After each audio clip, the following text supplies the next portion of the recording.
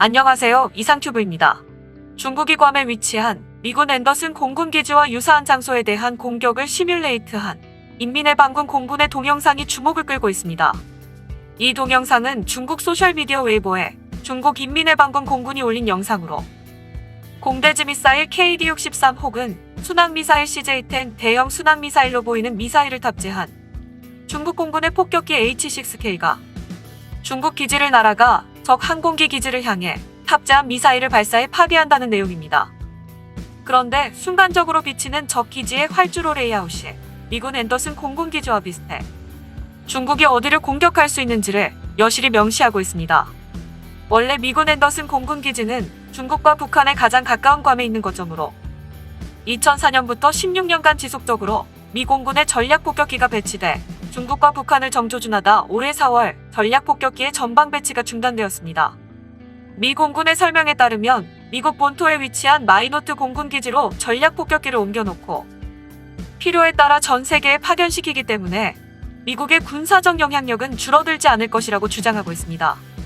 하지만 진짜 이유는 중국의 중거리 탄도미사일 DF-16이나 순항미사일을 탑재한 H-6 폭격기가 괌을 겨냥하고 있기 때문입니다.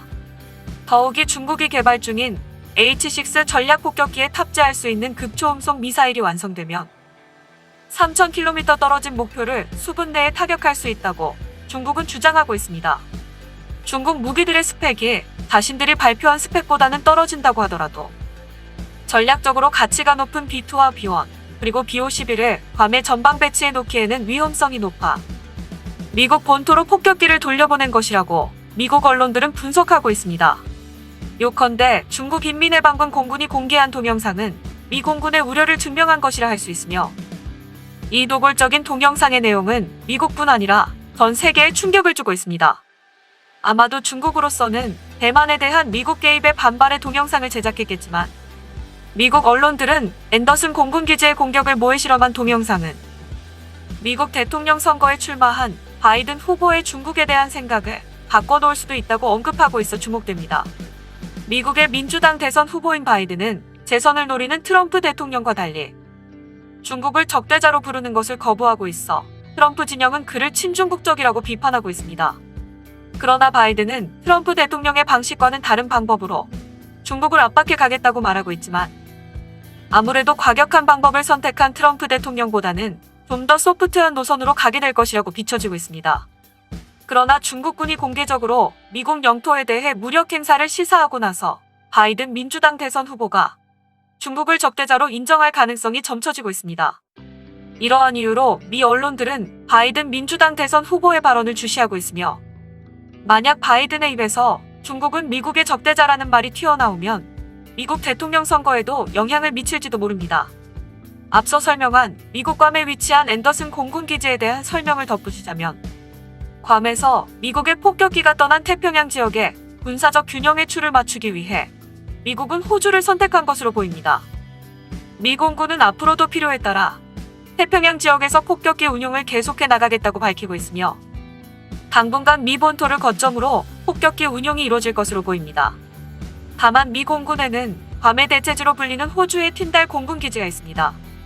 이 기지는 중국 본토에서 4,000km 이상 떨어진 호주 북부에 있기 때문에 미국의 골칫거리인 중국의 중거리 탄도미사일 DF-16의 사거리 밖에 있어 호주가 미 공군 폭격기를 운용할 수 있도록 약 11억 호주 달러의 비용을 들여 활주로 연장이나 새로운 터미널 건설 등 기지를 확장하기로 되어 있습니다.